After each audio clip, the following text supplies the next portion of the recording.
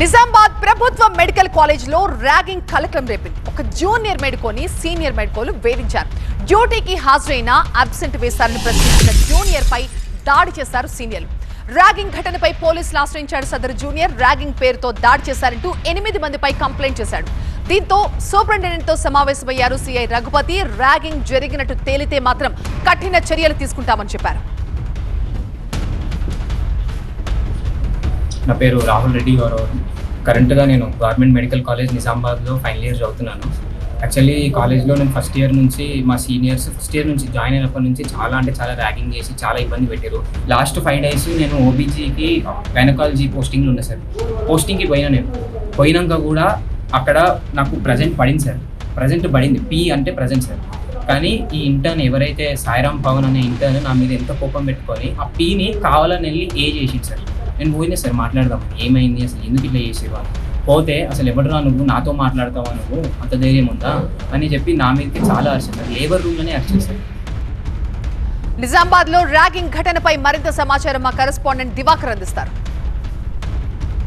Nizamabad medical కాలేజీలో ragging కలకలం రేగింది. ఓ విద్యార్థిని ర్యాగింగ్ చేస్తూ తీవ్ర వేధింపులకు గురి చేస్తున్నారని చెప్పి రాహుల్ అనే విద్యార్థి ఫిర్యాదు చేయడం జరిగింది. తను గత 2-3 సంవత్సరాలుగా సీనియర్లు తనను తీవ్రంగా వేధిస్తున్నారని చెప్పి ఆయన ఆవేదన వెళ్ళగక్కడం జరిగింది.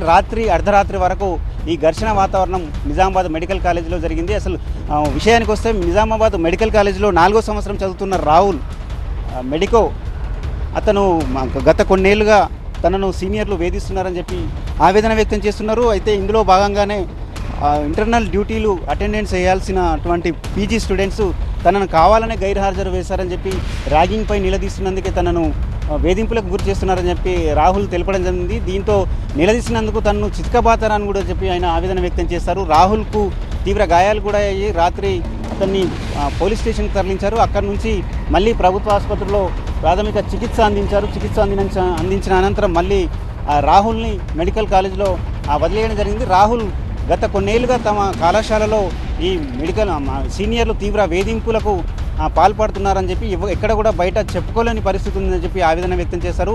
గతంలో కూడా నిజామాబాద్ మెడికల్ కాలేజీలో ఈ ర్యాగింగ్ అంశం కలకలం రేపింది. కానీ బయటకు పొక్కకుండా అధికారులు జాగ్రత్త పడడం జరిగింది. ఇప్పుడు నిన్న జరిగినటువంటి ఇష్యూను కూడా బయటపడకుండా అధికారులు చూస్తున్నారు. కానీ ఇప్పటికే రాహుల్ పోలీస్ స్టేషన్లో ఫిర్యాదు కూడా చేయడం జరిగింది. తనను వేధింపులకు గురి చేసినటువంటి దాడి చేసినటువంటి వ్యక్తులపై చర్యలు తీసుకోవాలి, ర్యాగింగ్కు పాల్పడుతున్న వారిపై చర్యలు తీసుకోవాలని చెప్తున్నారు. మొత్తం మీద నిజామాబాద్ మెడికల్ కాలేజీలో ఈ ర్యాగింగ్ మరోసారి కలకలం రేపిందని చెప్పవచ్చు. కెమెరా పర్సన్ అరవింద్తో దివాకర్, TV9 నిజామాబాద్.